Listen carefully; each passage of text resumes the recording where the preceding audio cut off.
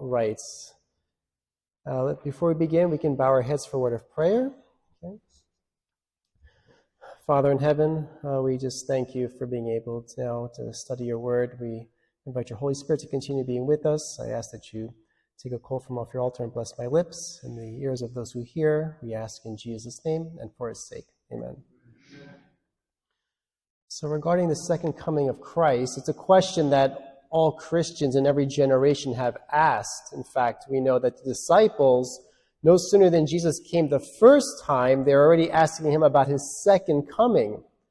And Jesus, of course, in Matthew 24, in Mark 13, and Luke 21, gave the disciples signs that were to precede his coming. And so Jesus gave these signs, and he blended the events that were to take place with 70 AD, with the end of the world, into one prophecy and mercy for the disciples, of course, because they, unknown to them, were to suffer not only the disappointment of Christ's crucifixion in 31 AD, but also the destruction of the temple and the city in 70 AD. So what was to come was really not according to their expectations. So Christ in mercy blended, again, the events of 70 AD and those of the end of the world. So we'll be taking a look at this account, and we'll be looking at Matthew 24, which is the scripture reading that Brother Pierre read for us. And the quotations here are from Last Day Events chapter 2, so if you're interested, that's where these quotations come from in the spirit of prophecy. And we read here, Christ upon the Mount of Olives rehearsed the fearful judgments that were to precede his second coming. You shall hear of wars, rumors of wars. Nation shall rise against nation, and kingdom against kingdom, and there shall be famines and pestilences. And we'll continue with the next part of the quotation in a moment. But I just wanted to cover actually what Christ had mentioned here initially. And Christ, of course, gave this discourse on the Mount of Olives. It's interesting because when Christ comes back, not the second time, but the third time, we know that when he comes back the second time that his feet will actually not touch the ground, but he'll climb in the clouds of heaven with the angels. But when Christ comes back the third time and he actually does touch the earth, do you remember where it is that his feet will touch the earth first? The Mount of Olives, actually. So it's interesting that he gave this discourse regarding his coming in this exact location where Christ, when he comes back after the 1,000 years, his feet will touch the Mount of Olives, and there's a cleft there. There's actually like a ridge line, and it's there where Christ, when his feet touch the ground, will develop into an open and large plain that will receive the New Jerusalem when Christ comes back again the third time. And each of these signs that Christ gave, interestingly enough, we're talking about wars and rumors of wars and nations rising against nations and famines and pestilences. All these things in a limited and partial sense took place actually prior to 70 AD. In fact, Pastor Bohr, who actually spoke during the Sabbath school, actually gave a sermon on Matthew 24, and he explains in detail actually how each of the signs that Christ gave to look for prior to his second coming in a limited and partial sense actually took place before 70 AD. So these things took place in a limited sense prior to that time, but will have a more complete fulfillment actually prior to his second coming. And he talked of nations rising against nations, and there should be wars, rumors of wars, famines, and pestilences, and earthquakes in diverse places. All these things we have seen since Christ's coming the first time. And as I mentioned, all these are the beginning of the sorrows, while these prophecies, she writes, receive a partial fulfillment at the destruction of Jerusalem. They have a more direct application in these last days. So as I mentioned, really the ancient prophets spoke less for their own time and more for the ages to come, but especially for the generation which will witness all the final events of Earth's history. And of course, Paul wrote the same thing as well, too, that all these things happen unto them as in samples and are written for our admonition, upon whom the ends of the world are come. So we see that these things took place in a limited sense, but still will repeat themselves just prior to Christ's second coming. Now, Jesus gave certain signs to look for, and I think we're all very much familiar with them, and you find them, as I mentioned, in Matthew 24, Luke 21, and Mark 13. And the Apostle John doesn't talk about them in his gospel, But he talks about the signs preceding Christ's coming, actually, again, not in his gospel, but in the book of Revelation, chapter 6. Jesus actually inspired him to write those same events to take place in Revelation chapter 6. And some of those signs include these that we read here. Of course, the Great Tribulation, the papal persecution, which took place actually right from 538 to 1798. And Christ said that that persecution actually in righteousness would actually be cut short, and that persecution during the Dark Ages had ceased prior to 1798 in 1773. So that actually took place. And Christ declared, "And the sun shall be darkened, and the moon shall not give her light. And next, the stars should fall from heaven." And he says, "Learn a parable of the fig tree. When his branch is yet tender and putteth forth leaves, you know that summer is nigh. So likewise, when ye shall see all these things, know that he is near, even at the door." And I'll stop there and go back to the beginning portion of the quotation. So Christ gave actually certain signs to look for, and we know that these took place actually in history. The sun being darkened and the mountain not giving her light. These took place in 1780. This was May 19th, 1780. And of course, the stars falling from heaven took place November 12th, 1833. So some of these signs we read here actually have been documented in history, and these signs actually came to pass, really, in the days of the pioneers. In fact, I think Sister White actually was only like 5 years old when the stars actually fell from heaven. So it took place in their day. And then Jesus says this, as I mentioned, "These things, know that is near at hand, even at the door. Christ has given signs of his coming. He declares that we may know when he is near, even at the door. He says of those who see these signs, this generation shall not pass till all these things be fulfilled." Then she writes, "These signs have appeared.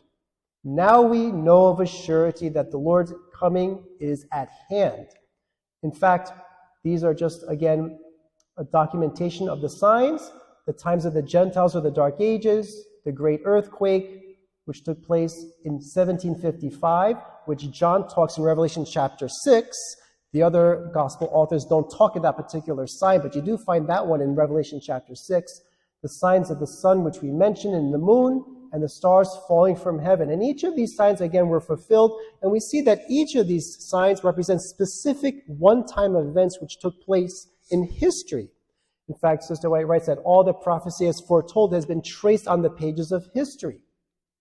So we see, and she writes again, that these signs have appeared and have been fulfilled. In fact, she writes this regarding the stars falling from heaven in 1833. She writes this, "Thus was displayed the last of those signs of his coming, concerning which Jesus bade his disciples, when ye shall see all these things, know that it is near, even at the door." Then he writes and says, "Verily I say unto you, this generation shall not pass till all these things be fulfilled."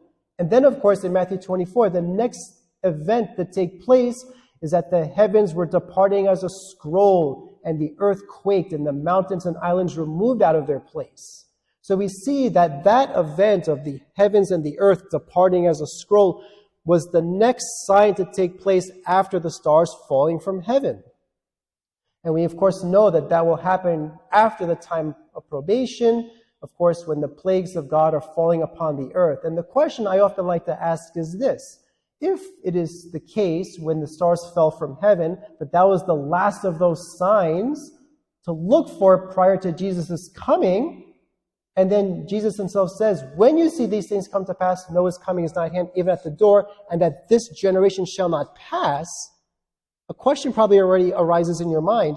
How is it possible that 180 years has passed by since the last of those signs that Jesus said to look for came to pass, and still his coming has not yet come to pass? Because he says, when you see these things come to pass, his coming is at the door, and this generation shall not pass. But the last of those signs took place 180 years ago, and still his coming has not taken place. So how could that possibly be? His people weren't ready, okay. But has prophecy failed? Because Jesus said, when you see all these things come to pass, this generation shall not pass till all these things be fulfilled. So in other words, we see here that the last of those signs, which we said, the stars falling from heaven, took place in 1833. And of course, he said, when you see all these things come to pass, this generation shall not pass. But here we see that still over 180 years has passed since this sign has taken place. So where is Jesus now? I mean, he hasn't come back yet, you see? So that's the question that many people will ask, you see? And it's perhaps we're going to take a look at why this might be the case. Now, when we study the Bible, of course, it's important that as we do so, as Isaiah says, and the word of the Lord was unto them precept upon precept, line upon line, here a little, there a little. So it's important actually to study the Bible in its entirety, because sometimes one gospel author might mention a sign which the others actually don't. Now, this is actually taken from Luke chapter 21, and see if you notice anything here in this verse. And there shall be signs in the sun, and in the moon, and in the stars, and upon earth distress of nations. And with perplexity, actually, Luke writes. And then this is actually what Sister White puts here. Those who behold these harbingers of his coming are to know that it is near, even at the doors. So what do you notice in Luke 21, verse 25, in this verse here? What do you notice? Do you notice something different here? Oh, okay. So we see here that there's something else which actually follows the signs of the stars falling from heaven, and that is which? Upon earth distress of nations with perplexity, right? And of course, he continues to write, at the sea and the waves roaring. In fact, this is the verse here, Luke 21:25. And there shall be signs in the sun and in the moon and in the stars. And then Luke continues. He gives another sign after the stars falling from heaven. He writes this, and upon earth distress of nations with perplexity, the sea and the waves roaring. So that's interesting, because I thought we read before that the sign of the stars falling from heaven was what?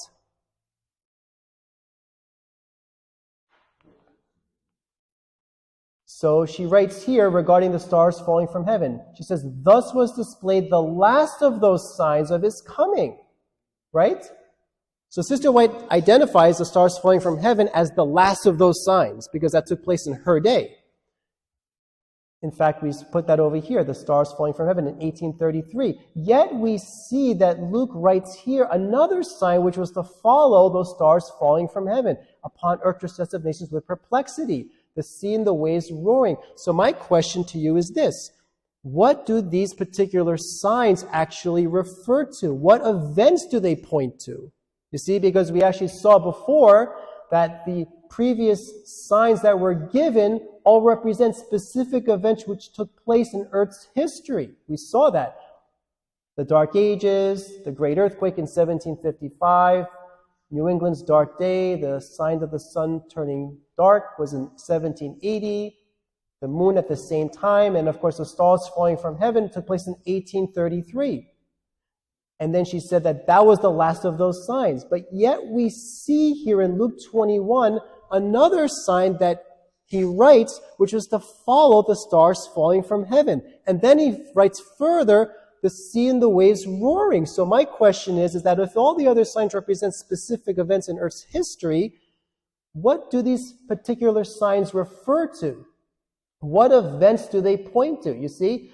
Now, the stars falling from heaven was the last of those signs to look for in the book of Matthew, but in the Gospel of Luke, we see that he writes further signs to look for. Upon earth distress of nations with perplexity, the sea and the waves roaring. So what does the spirit of prophecy have to say regarding these particular signs to look for prior to Christ's coming? And this perhaps could be one of the reasons why that Christ did not what? Come yet, because prophecy was not yet fulfilled, right? Because still we see that there are further signs to look for in the book of Luke, which Matthew does not mention. So that's why it's important to study the gospel in its entirety. You see, because the Apostle John talked about the Great Lisbon earthquake in Revelation chapter 6, but none of the other gospel authors actually wrote about that one.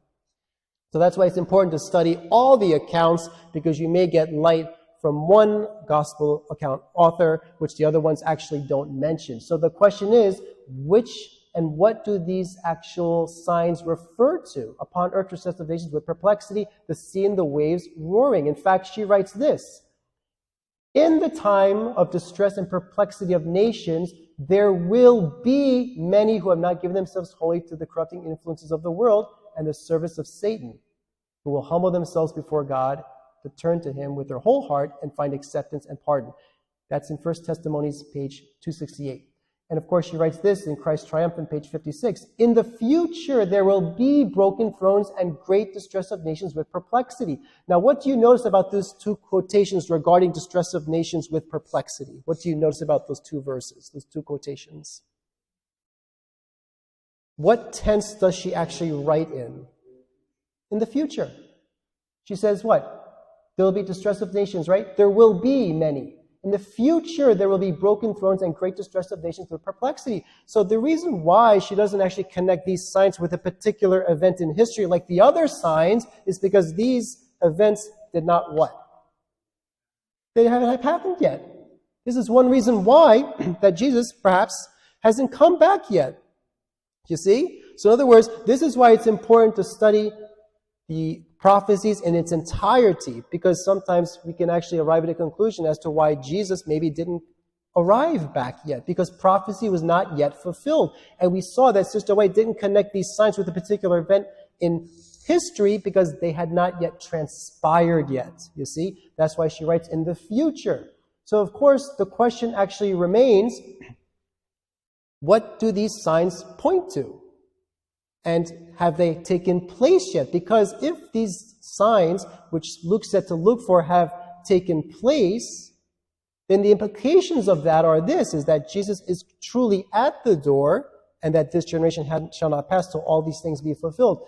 Now, when we actually read Luke 21, and I'll go back to that verse here, it says, upon earth distress of nations with perplexity.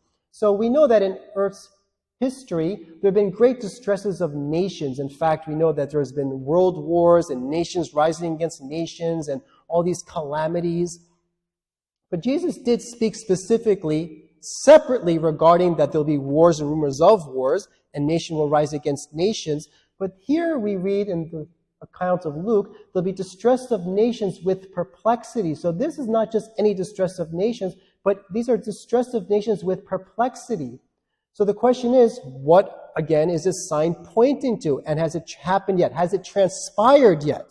Because, again, to reiterate, we saw that this was an event still to take place in the future, according to Sister White's writings, which we see here in the quotations that I read to you. So now we're going to embark in this idea, this journey here, to see what these particular signs might be referring to. So we're going to be taking a look at this. Now, this is a book here, Vocabulary of the Greek Testament. And this is done by two doctors of theology, and they actually talk about all the different words in the New Testament, which, of course, were written in the language Greek. Of course, it's in the title right there.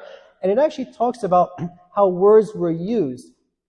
And the word actually for with perplexity, because it's a distress of nations with perplexity, the word perplexity in the Greek is aporia.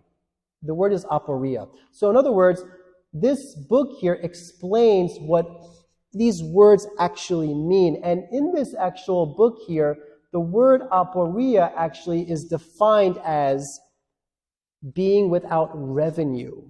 It means being without resources, to be in a bankruptcy state. In other words, it means to be ruined by creditors. And you find that definition of that word in this book, you see? So this is actually what the word actually means. So in other words, the word has a very much a financial or a monetary or economic connotation. And that you can find that definition again in this book. So the question I ask is this: when has there been upon earth distress of nations with lack of wealth, bankruptcy, ruined by creditors, with no way out? It's talking about no way out of an economic or financial predicament. To be at an impasse or straits, to be without resources or revenue, or to be in a poverty state. So now we're going to embark in this journey here to see what this particular sign might be referring to, because obviously Spirit of Prophecy doesn't really quote on this particular sign because it was still to take place in the future from her day when she wrote this.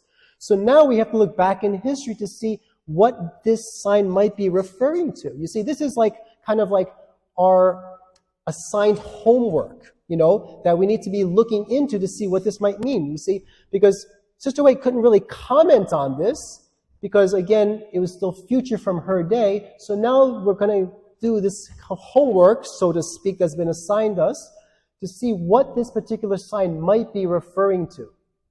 So is there any event in history, actually, that might fulfill the prophetic criteria which we just asked here in this question? The Great Depression. Okay, so now we read here, upon earth distress of nations. Now the word nations, is it singular or plural? It's plural, right? Now the Great Depression in 1929 or so, did that affect the entire world, or was that limited to the United States mostly? To the U.S., right? So in other words, it did affect some other, maybe Germany and maybe England a little bit, but mostly the Great Depression affected actually mostly the United States. So this is distress of nations, plural. So is there any other financial, economic calamity which might fulfill the prophetic criteria which we asked in here in this question? In the 80s, there's a crash in the 80s, okay. Anything else?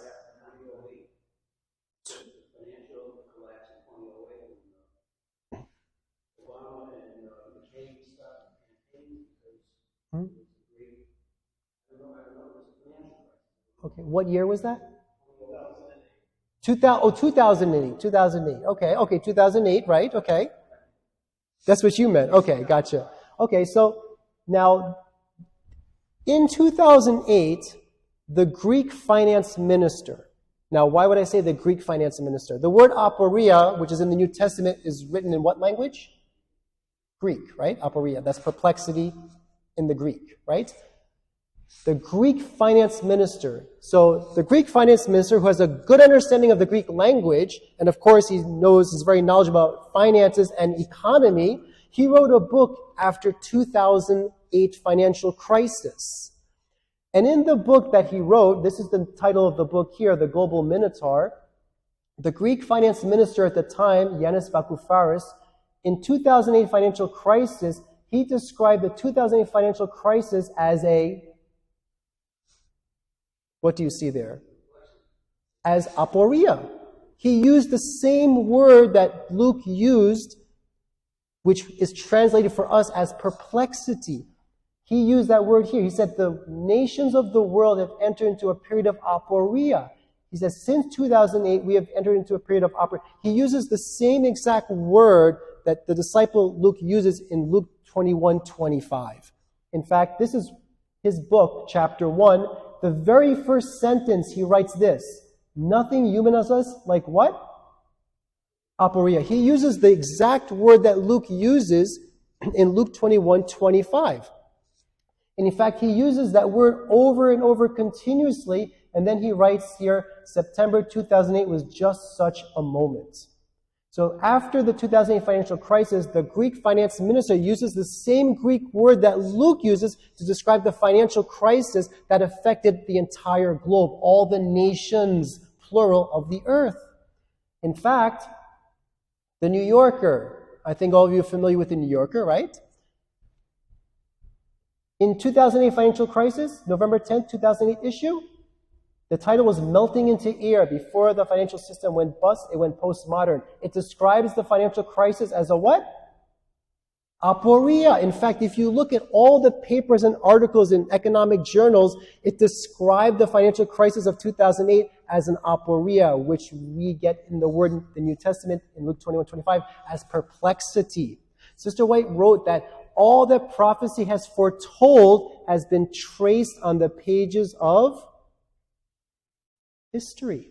Sometimes we don't see and we don't actually can predict events to come. For example, Josiah Litch, when he was prophesying regarding Revelation chapter 9, the fall of the Ottoman Empire, we know that he predicted that 2 years in advance. And when the Ottoman Empire actually fell in August 11th, 1840, many people actually joined the Advent movement because he was able to study the Bible and predict that event 2 years in advance. But many times we don't do that, and so we have to look back on history to see what we missed when prophecy actually was fulfilled.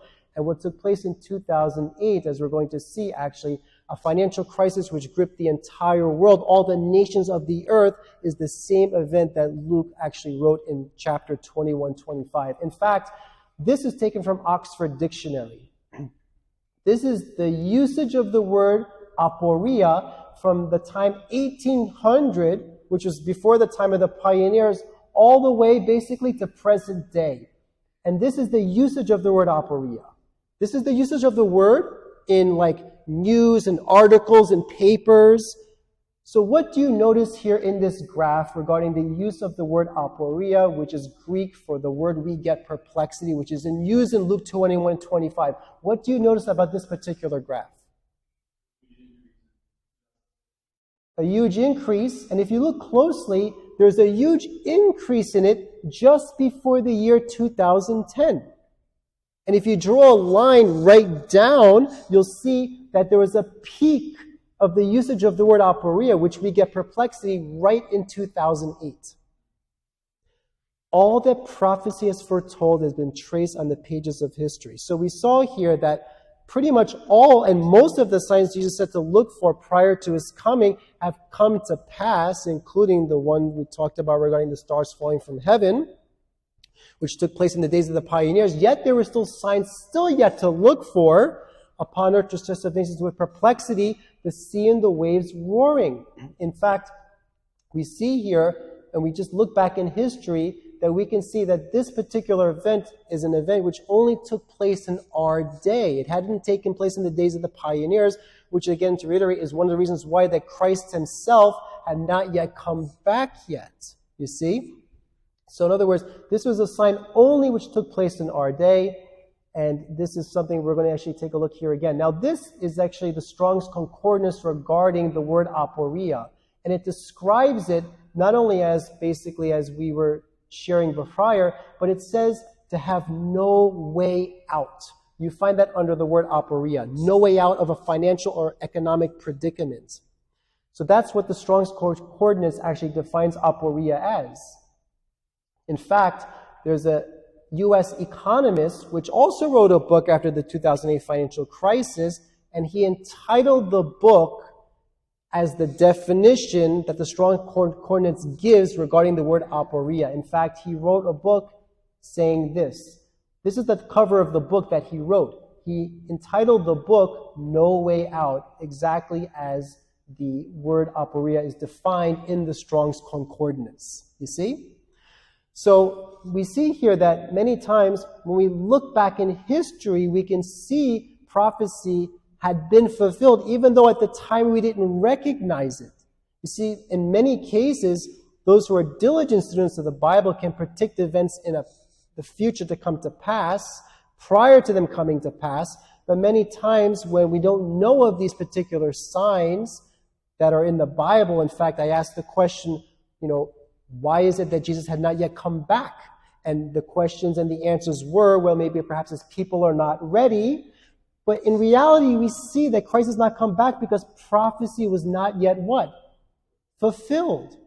So if you don't know of these prophecies that are still yet to come to pass and to study them and see if you can actually see where they might be in the timeline, if perhaps they may come in the future, we don't know of them. We can't predict them in advance. So now, in many instances, we have to look back in history to see what we missed and see where perhaps prophecy did come to pass, but we were just not aware of it. And what took place in 2008 was just such the case. When the financial system actually collapsed, it was a global financial crisis which affected all the nations of the earth, nations plural, it just wasn't the U.S., and it was a time of a distress of nations with aporia, with perplexity. And it was described as such even by people such as the Greek finance minister, who knows, again, the Greek language and has a good understanding of the finances and the economic system. He described it just the way that the Bible predicted it would come to pass. You see? So this is actually the case. Now, of course, we still read further another sign to look for, because we saw that the stars would fall from heaven, that upon earth there'll be distress of nations with perplexity. And still, what do we read here? The sea and the waves roaring. Now we know that the sea and the waves have been roaring actually in times of history, always actually. In fact, we saw that there have been many times of storms and calamities and floods and tsunamis taking place. But we saw that all the signs that we looked at thus far represent one-time events which took place in history. In fact, we saw that the great earthquake of Revelation 6 took place in the year 1755. There have been many earthquakes in history, yet that one particular earthquake fulfilled the prophetic criteria of Revelation 6, what the Apostle John wrote. We know there have been many meteor showers in history, yet the one that fulfilled the prophetic criteria was the event that took place in 1833. And we so on and so on. So we saw that all the signs that Christ gave represent one-time specific events, and that was just such the case in 2008 regarding the distress of nations with perplexity. So my question to you is this. The sea and the waves roaring, what particular event might that be referring to? Even though there have been many times of floods and tsunamis and different events took place in history, yet we see that all of these signs point to one specific event. Now, the distress of nations with perplexity was a crisis and calamity which took place in the year 2008. Now, things didn't just go sour in 2008, but the financial system incrementally prior to that time was slowly being undermined and eroded, which in the bubble burst in 2008. And if you actually study it further, not now, but even in 2001, when the World Trade Center collapsed, it was at that time that the world economy started being very tenuous. And the bubble burst in 2008. So that's the timeline for regarding the distress of nations with perplexity. Now, around that same time, we would see the sea and the waves roaring. In fact, the commentary writes, upon earth distress of nations with perplexity at the roaring of the sea and the waves. Now, is a preposition, has a lot to do actually with time. So when have we seen the sea and the waves roaring at around the time when there would be distress of nations with perplexity? What particular event in history might fulfill this prophecy that Christ gave to look for prior to his coming? Anything that come to mind?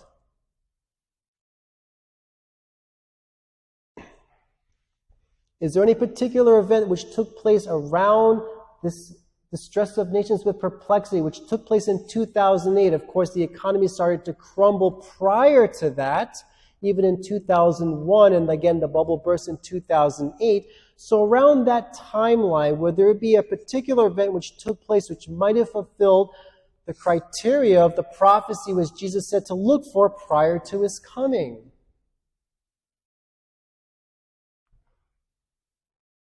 What do you notice there? Maybe you can't see it. I might have to read it for you.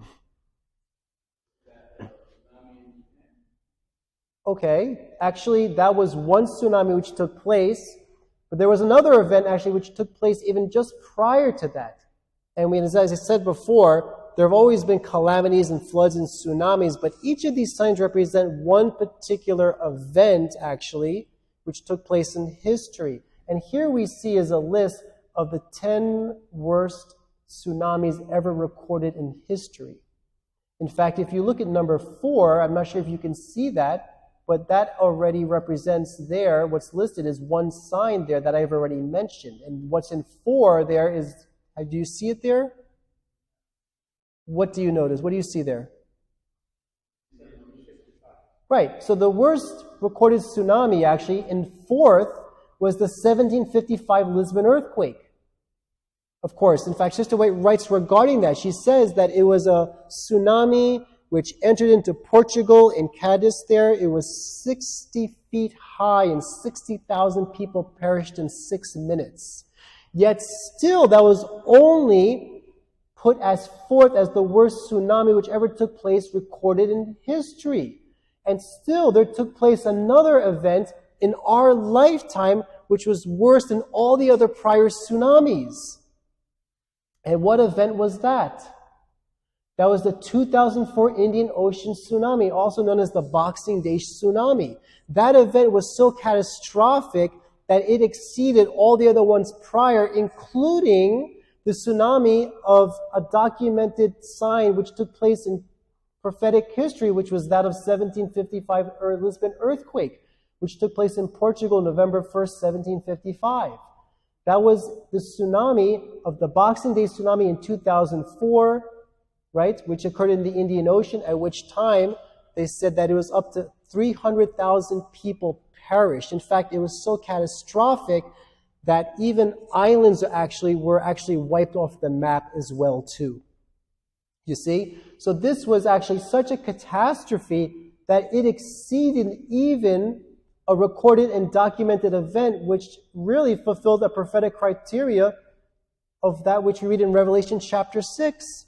So this actually was a sign which Christ gave for our day, which was actually to be looked for prior to his coming. So in other words, the events and the signs that Christ gave to look for prior to his coming were not fulfilled in the days of the pioneers, but have only been fulfilled in whose day?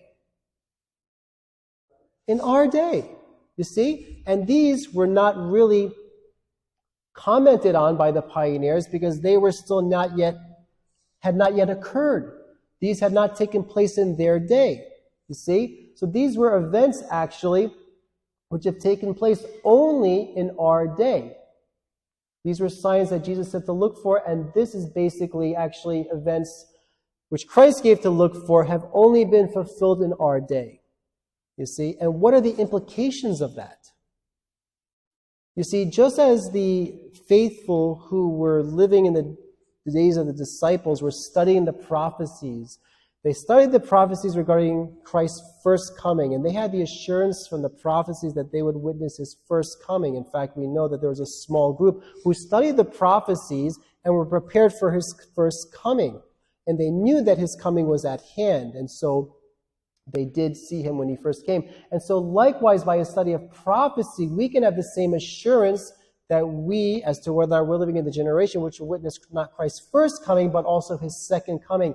And we are, in fact, living in that generation. In fact, the reason why Christ did not come in the day of the pioneers is because prophecy was not yet fulfilled, as we already saw. And the remaining signs that Christ said to look for, actually, have only taken place in our day. And if you read Luke 21:25, you will see that the events which are to take place after the sea and the waves roaring, again, Luke writes, the heavens and the earth will depart as a scroll, and then shall they see the sign of the Son of Man coming in the clouds of heaven. That is actually the next event to take place after these two which you see here. So what that tells us here is that we are currently that same generation which will not pass off the stage of action until Christ actually does come back in the clouds of glory. You see? So we can have that same assurance. And this is basically what this actually chapter 2 of the last day events really talks about. The title is The Signs of His Coming. And so that's what we're talking about, the signs of His coming, which Sister White documents and writes here in chapter 2 of the book Last Day Events, which we are now covering. And so she continues to write here this. The picture which inspiration has given of the antediluvian world presents too truly the condition to which modern society is fast hastening. We know that the Lord is coming very soon. The world is fast becoming as it was in the days of Noah. It is given over to selfish indulgence. Eating and drinking are carried to excess. Men are drinking the poisonous liquor that makes them mad, she writes. I mean, I would even suggest that people are mad even without drinking even the liquor, you know? I mean, that's like the condition in which we're living actually right now. And, you know, the scripture has a lot to say regarding the time prior to the flood, the antediluvian world. You know, the Bible writes, it records that God saw that the wickedness of man was great in the earth, and every imagination of the thoughts of his heart was only evil continually. And we really see that that time prior to the flood really was only matched by the time actually in which we're currently living in right now. You see? So we see here, and as Jesus said, as it was in the days of Noah, so shall it be when Christ shall come back the second time. In the days of Noah, the overwhelming majority was opposed to truth and enamored with tissues of falsehood. The land was filled with violence. War, crime, murder was the order of the day. Just so will it be before Christ's second coming. The labor unions are quickly stirred to violence if their demands are not complied with, she writes here too. And we can see that it was almost as if she was writing really for our day. Most people are opposed to the truth. They don't even really want to hear it, tell you the truth. And I think it was Habakkuk who wrote, truth faileth, and he that departeth from evil maketh himself a prey, and the law sought and displeased him that there was no judgment. So we see here that people are opposed to truth. The Apostle Paul wrote, for in the last days, that basically the time will come when men will not endure sound doctrine, but after their own lust will heap to themselves teachers having itching ears, and shall really turn away their ears from the truth and be turned unto fables. So we saw here that what she wrote is exactly what the Apostle Paul wrote, how people will receive the truths which we are to share. The land was filled with violence, and we see that here. And it writes here too that labor unions are quickly stirred to violence if their demands are not complied with. We see that people, they don't even know how to disagree anymore. They say if they disagree, we see that people now, when they disagree with others, they don't courteously disagree, but they actually turn to violence. In fact, if people disagree, now what they do is they set things and people and cars on fire now. So people no longer how to really just disagree, but they're more disagreeable. And we see that people are quickly stirred to violence regarding really anything, really. We see that in the news today. So we see here that much of what you wrote really is taking place really in our day. Plainer and plainer is becoming that the inhabitants of the world are not in harmony with God. No scientific theory can explain the steady march of evil workers under the generalship of Satan. In every mob, wicked angels are at work, rousing men to commit deeds of violence. So she writes that there. No scientific theory can explain the steady march of evil workers under the generalship of Satan. In fact, science really doesn't even explain, and it can't explain the lack of morality and ethics that we see really in the world. We see that actually taking place. So this is basically something which we see really only in our day. We see that each of the prophecies, not only in what's recorded in the Bible prior to Christ's coming, but even the prophecies which we read in the spirit of prophecy really are only taking place really in our day, in our generation. The perversity and cruelty of men will reach such a height that God will reveal himself in his majesty. Very soon the wickedness of the world will have reached its limit, and as in the days of Noah, God will pour out his judgments. The terrible reports we hear of murder and robberies, of railway accidents and deeds of violence tell the story that the end of all things is at hand. Now, just now, we need to be preparing for the Lord's second coming.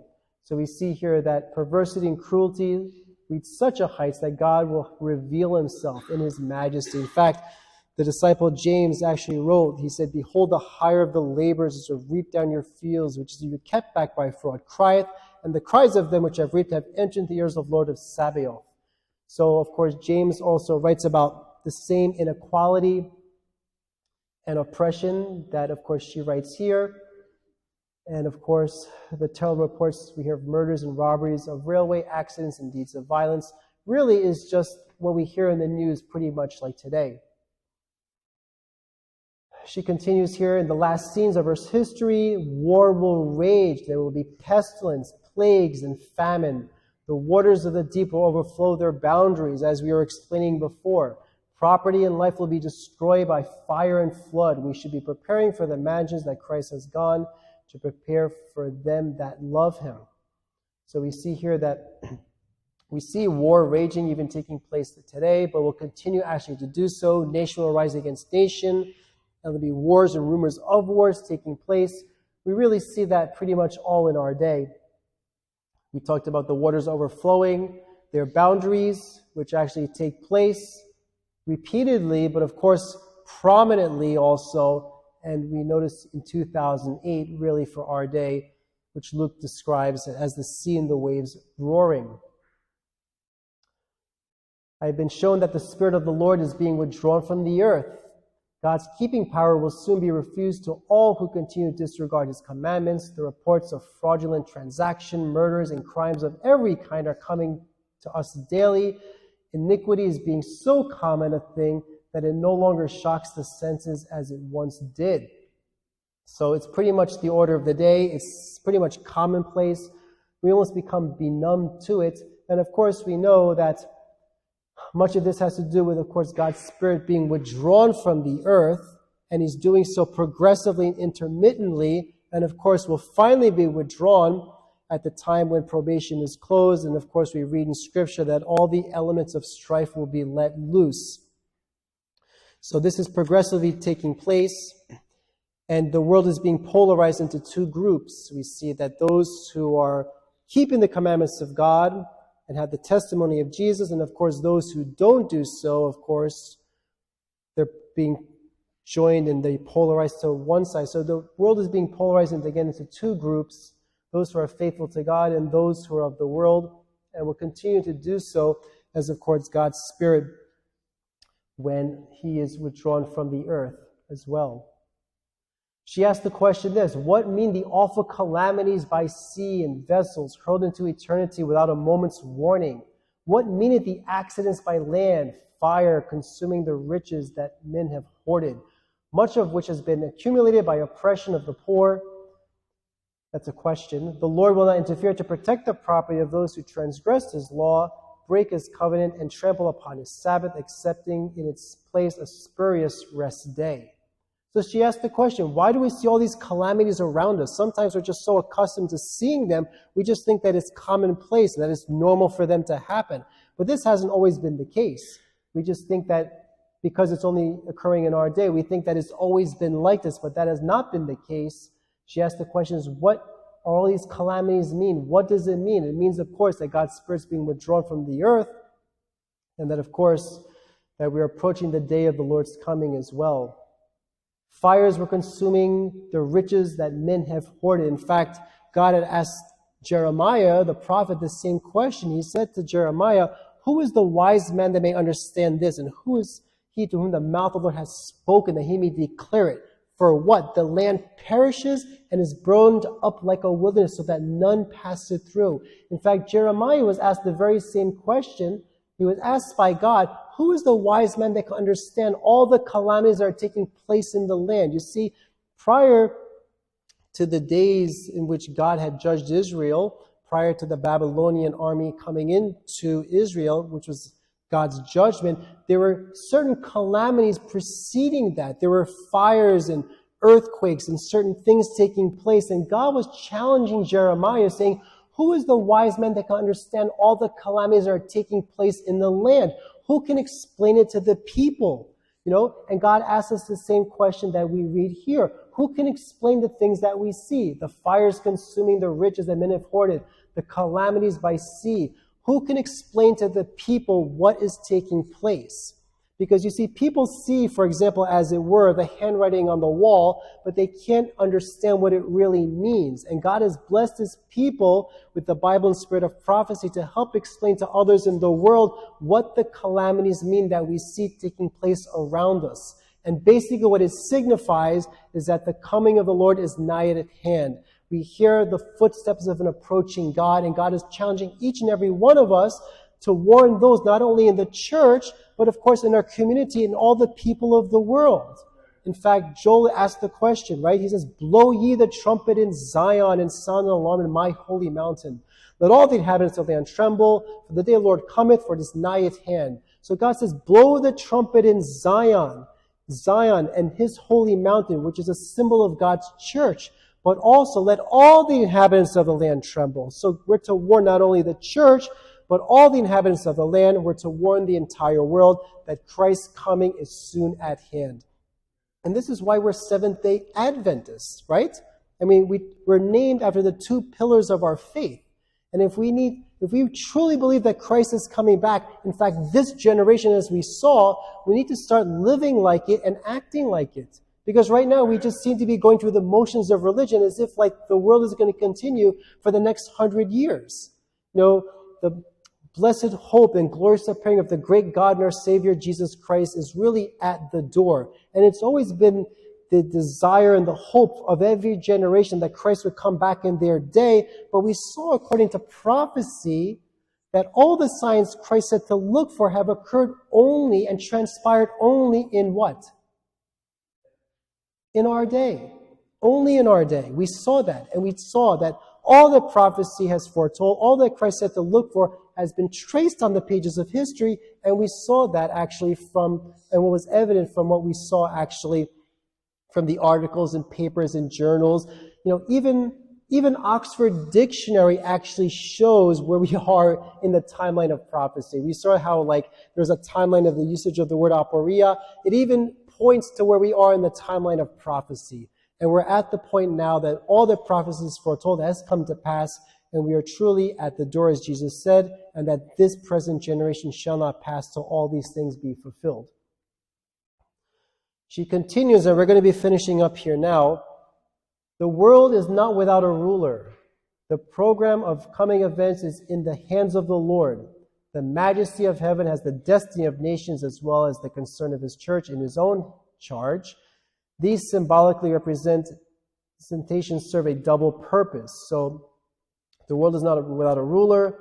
God says in his word, surely as I have thought, so shall it come to pass. As I have purposed, so shall it stand. So the events of the religious world are really in the hands of God. We see here that the same thing I just mentioned. From them, God's people learn not only that the physical forces of the earth are under the control of the Creator, but also that under his control are the religious movements of the nations, especially as is true with reference to the enforcement of Sunday observance. So we know that God right now is holding back the winds of strife until his people are what? Are ready and prepared, you see? So God is really just giving us protracted mercy and grace by just giving us some more time. He's waiting for his church to get ready. And so all these events are in the hand of God, especially regarding the enforcement of the Sunday observance, because we know that God's people are going to have to be ready for that time. And God's people are not ready to meet that time. So God in mercy is extending and giving us actually more time. I think we heard about that during the Sabbath school as well, too, because when Sunday observance comes to pass, really it's the test for us to see whether we're going to be faithful to God and follow his commandments, or be unfaithful to God and follow, of course, the traditions and commandments of man. So God is waiting for us to get ready because he knows that many of us will not be prepared when that time actually does come. And I think Pastor Bohr actually was covering that during the Sabbath school. He talked about the 3 Hebrew worthies, actually, who were thrown in the fiery furnace for not actually bowing down to the image that was set up. And that is a representation of what? The Sunday observance, the idol, the image which is to be set up in our day, you see? So the image that was set up on the plains of Dura, the golden image, is a representation of type of the image that's to be set up in our day, when the image of the beast shall be formed, right? As Sister White writes, right? Which is a form of a Protestantism when church and state unite. And we saw here that it was the vast majority in the days of the 3 Hebrew worthies that complied with the mandate given by the king, but it was the minority actually who stood faithful to God, you see? And likewise, that test which is to come, which is the Sunday law, is the same exact test which is to come actually in our day. And God knows that the majority of us likewise are not ready for that. So he in mercy is extending and holding back this as we read here. She says that it's under his control, the religious movements, especially as is true with reference to the enforcement of Sunday observance. So God in his mercy is just giving us more time for his people to get ready. Because as Pastor Bohr was explaining, that this character development does not take place overnight. It actually is progressive and it takes place over time. You don't get to know someone just in a short course of time, but you need to build a relationship. It's a trust relationship. So God is giving us that time so he may bring us to the point where we can stand faithful to him when that time actually does come. In the great closing work, we shall meet with perplexities that we do not know how to deal with. But let us not forget that the 3 great powers of heaven are working, that a divine hand is on the wheel, and that God will bring his purposes to pass. So There'll come times that we don't know how to meet with. In fact, we don't know how everything will unfold. Sister White says that we don't know how the prophecies which are still yet to take place will unfold. But she says when the scroll opens, that God will continue to guide his people actually when the time actually does come. Three great powers of heaven. A divine hand is on the wheel, and that God will bring his purposes to pass. And here she gives allusion. This is actually, again, from Last Day Events chapter 2, which we're just following in sequence. This is just part 2 of the message I gave last time. She writes here that a divine hand is on the wheel, and she actually makes reference to Ezekiel chapter 1 about the wheel-like complications which are under the guidance of the hand beneath the wing of the cherubim. So the complicated play of human events is under divine control. Amidst the strife and tumult of nations, he that sitteth upon the cherubim still guides the affairs of the earth. So we know here, and this is from Ezekiel chapter 1, we remember the wheel within a wheel. In fact, that represents all the play and counterplay of human events, and the hand under the wing of the cherubim represents the hand of God, who's in control of all the events taking place in history. And so likewise, God is in control of all the events we see taking place around us. And we see here that really all of this is under his control. So it's good to know that despite all that we see taking place in the world, it seems like God is losing control, but still God's hand is under the wing. He's guiding the affairs, and he's guiding things according to his will. And we see here, but in the word of God, the curtain is drawn aside, and we behold above and behind through all the play and counterplay of human interests and powers and passions, the agencies of the all-merciful one silently, patiently working out the counsels of his own will. So God is in control of all the events that we see. Despite we see that the world seems to be falling apart at the seams, God is still in control. And so God gave this vision that we read about in Ezekiel chapter 1 to the Jews who were in exile in Babylon, because when their city was destroyed in 586, right, by the Babylonian army, they just thought that all hope was lost and that they would never be restored at all back to their nation. But we saw that God gave them this vision, which Ezekiel wrote it in chapter 1, to give them hope that after 70 years, they themselves will be restored back to their homeland.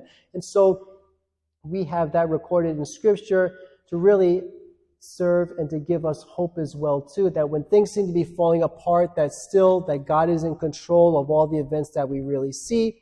So that's certainly really comforting and assuring, especially when the events we know that will take place will come to pass. The whole universe is watching with inexpressible interest the closing scenes of the great controversy between good and evil. Our little world is a lesson book of the universe. And I think that's my last slide right there. So we see here that God is allowing sin to unfold here upon this earth, that we are a lesson book really for the entire universe, right? Paul says that we're a spectacle. We're made a spectacle unto the world and to angels, unto men. And so we see that the great controversy really and the conflict of the ages is the climax actually really in our day. And we saw before, as I illustrated, that the prophecies Christ said to look for really have only come to pass fully, completely in our day, you see. And the next event which is to take place actually is Christ coming back in the clouds of heaven, the earth and the heavens departing as a scroll. So God's people truly need to get ready. And I think that was the lesson here that we read in chapter 2 of Last Day Events, which Sister Wright really explained in detail. And I did my best actually just to share with you as well too. And that's why we have these books that really God has given us through the spirit of prophecy and Last Day Events. And if you haven't read it, I would encourage you to do so. And so when I come next time, you can prepare for chapter 3. Okay.